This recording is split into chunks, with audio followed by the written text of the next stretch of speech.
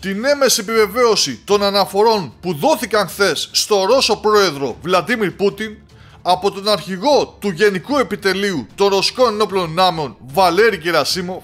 κατά την παρουσία του σε ένα από τα δικητήρια της Κοινής Ομάδας Δυνάμεων, όπου και ενημερώθηκε πλήρως για τις εξελίξεις σε όλες τις κατευθύνσεις που επιχειρεί ο Ρωσικός στρατός στην Ουκρανία, είχαμε πριν από λίγο όσον αφορά την κατάσταση στα μέτωπα του Ντνίπροπετρόβσκ και τη Ζαπορίζια, και ειδικότερα τη δυναμική που έχει αναπτύξει εκεί η Ομάδα Δυνάμεων Ανατολή, καθώς το Ρωσικό Υπουργείο Άμυνας εξέδωσε ανακοίνωση πριν από λίγη ώρα λέγοντας ότι οι μονάδες του Ρωσικού στρατού κατάφεραν και έθεσαν υπό τον έλεγχό τους ακόμα 3 χωριά στην περιοχή, όπου και φυσικά υψώθηκαν οι ρωσικές τρίχρωμες σημαίες.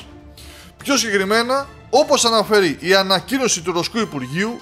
οι ρωσικές δυνάμεις, οι μονάδες της Ομάδας Δυνάμεων Ανατολή, προέλασαν βαθιά σε εχθρικές άμυνες και απελευθέρωσαν τα χωριά Νοβονικολάευκα και Πριβολνόγε στην περιοχή της Ζαπορίζια, καθώς και την Γεγκόροφκα στην περιοχή Ντνίπροπετρόβσκ. Μιλάμε δηλαδή για ένα τριπλό χτύπημα των Ρώσων κατά των Ουκρανικών αμυντικών γραμμών, που τις διασπάνε τη μία μετά την άλλη, με τον Ουκρανικό στρατό να αδυνατεί να σταματήσει την προέλαση των ανδρών της Ομάδας Ανατολή, οι οποίοι συνεχίζουν με αμύωτο ρυθμό την επίθεσή τους στις ανατολικές και δυτικές όχθες του ποταμού Γιαντσούρ.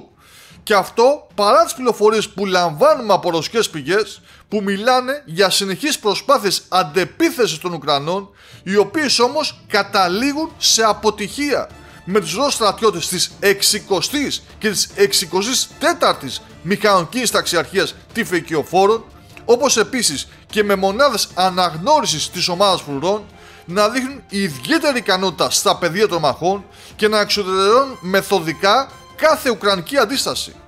Το πότε και πού θα σταματήσουν κανείς δεν γνωρίζει, αλλά αυτή τη στιγμή φαίνεται ότι ο επόμενος βασικός του στόχος είναι η κατάληψη της Ουσπένοβκα, η οποία πλέον βάλεται από πολλές διαφορετικές πλευρές, και όπως όλα δείχνουν, σύντομα και σε αυτή θα υψωθεί η ρωσική σημαία.